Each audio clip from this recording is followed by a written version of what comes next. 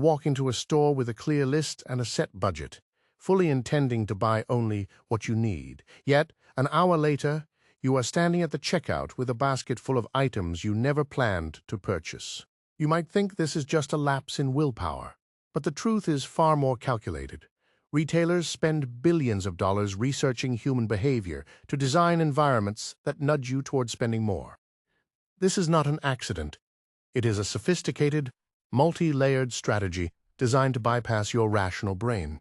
Today, we are going to pull back the curtain on 10 of the most common psychological traps used in retail so you can spot them in real time and keep your wallet firmly in your control. Let's start with the very first thing you touch, the shopping cart. You walk in, grab a cart, and it feels surprisingly large. It seems like a convenience, right? A bigger cart means you can carry more, saving you from making multiple trips. But the reality is that the size of your cart is a direct driver of your spending. Research shows that doubling the size of a shopping cart can lead to a 40% increase in total purchases. The mechanism here is simple. When your cart looks empty, your brain subconsciously signals that you have plenty of room to fill. It is the illusion of capacity. Your brain registers the empty space as a prompt to add more items to reach a perceived equilibrium. The payoff? If you only need a few items, grab a handheld basket instead. By physically limiting your capacity, you force yourself to prioritize your needs over your impulses. Once you are inside, you might notice that the store feels like a different world. This is the Gruen effect. The idea is to create a controlled, stimulating environment that acts as a buffer from the outside world, causing a temporary loss of orientation. It is not just about a maze-like floor plan. It is about creating a space so immersive that you lose track of your original intentions. When you are disoriented, you are more susceptible to suggestion. The mechanism is simple. The more time you spend in this curated environment, the more likely you are to encounter items that trigger a desire you did not know you had. To counter this, stick to the perimeter of the store where the essentials are usually kept, and avoid the winding middle aisles unless you have a specific item to find. Speaking of essentials, have you ever wondered why the milk, eggs, and bread are always at the very back of the store? It seems like a logistical choice, but it is actually a forced treasure hunt. By placing the most common items at the back, retailers ensure that you have to walk past dozens of other displays to get to what you need. Every step you take is an opportunity for them to catch your eye with a sale sign or a new product. The mechanism is a classic bait and switch. They bait you with the necessity, and then they surround you with the temptation. The payoff is to be aware of the path. Walk directly to the back, grab your essentials, and walk directly to the checkout. Do not let the store dictate your route. Now, let's look at the price tags. You see an item for $9.99. Your brain processes that as $9, not $10. This is charm pricing. It seems like a small difference, but it is a powerful psychological anchor. We perceive prices ending in 99 as significantly lower than the rounded-up whole number. The mechanism is a cognitive shortcut. Our brains are wired to read from left to right, so we register the first digit and stop there. It makes a product feel like a bargain, even if the difference is just a single penny. The payoff is to round up every price you see. Ask yourself if you would still buy the item if it were the full dollar amount. If the answer is no, put it back. This leads us to the illusion of value known as anchoring. You see a shirt marked down from $100 to $50. You immediately think you are getting a 50% discount. But what if the shirt was never worth $100 in the first place? The original price is an anchor, a psychological reference point that makes the current price seem like a steal. The mechanism is relative judgment. We do not evaluate prices in a vacuum. We compare them to the first number we see. If the anchor is high, the current price feels low by comparison. The payoff is to ignore the original price entirely. Evaluate the item based on its utility and your own budget, not on the artificial discount the store is presenting. Next, consider the decoy effect. You are looking at 3 sizes of popcorn: small, medium, and large. The small is $3, the medium is $6, and the large is $7. The medium is the decoy. It is priced so close to the large that the large suddenly looks like the best value.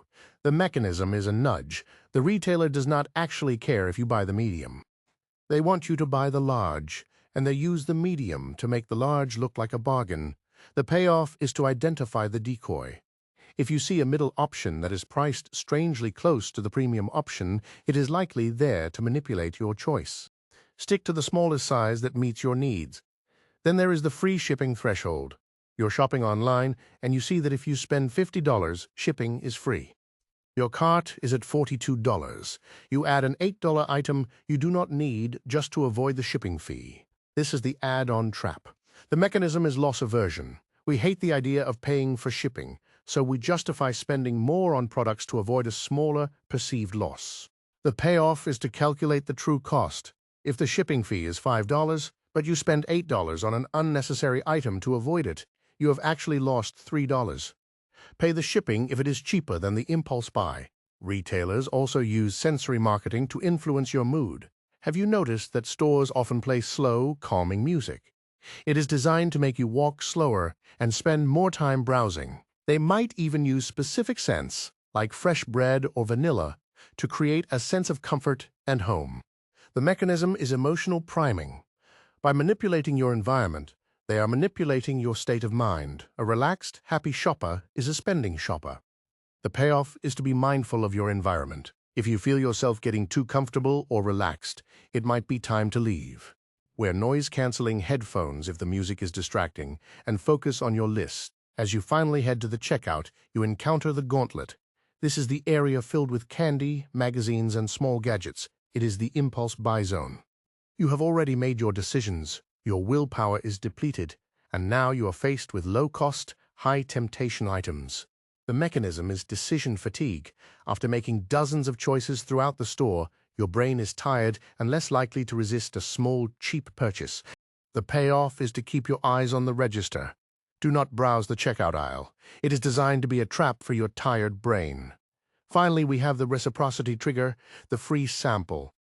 You are offered a piece of cheese or a sip of a drink. It feels like a gift, and you feel a subtle social pressure to return the favor by buying the product. The mechanism is the social norm of reciprocity. When someone gives us something, we feel an innate need to give something back. The payoff is to recognize the sample for what it is, a marketing tool, not a gift. You are under no obligation to buy. If you like it, buy it because you want it, not because you feel like you owe the store a purchase. By understanding these 10 traps, you have moved from a passive consumer to an active, informed shopper. You have the tools to walk into any store, stick to your budget, and keep your willpower intact. Every time you walk past a decoy, ignore an anchor, or bypass the checkout candy, you are winning a small battle for your own financial health. These tactics are effective because they are subtle, but they lose their power the moment you name them. You are no longer a target, you are a conscious participant. You are now equipped to navigate the retail landscape with a clear head and a protected wallet. Think about the sheer scale of this. Every aisle, every price tag, every song, and every sample is a deliberate choice made by a team of experts whose job is to make you spend more. It is not just about the individual items. It is about the entire architecture of the shopping experience. When you walk into a store, you are entering a space that has been engineered to influence your decisions at every turn. But once you know the rules of the game, you can change how you play it. You can choose to be a deliberate shopper rather than a reactive one. You can choose to focus on your needs rather than the store's suggestions. You can choose to be the one in control of your money, your time, and your attention. It is a powerful shift in perspective that changes everything about how you interact with the world of retail. If you found this breakdown helpful, subscribe for more deep dives into the psychology of everyday life, and let me know in the comments which of these traps you have spotted in your own shopping trips. Stay aware, stay in control, and happy shopping. It is time to take back your power.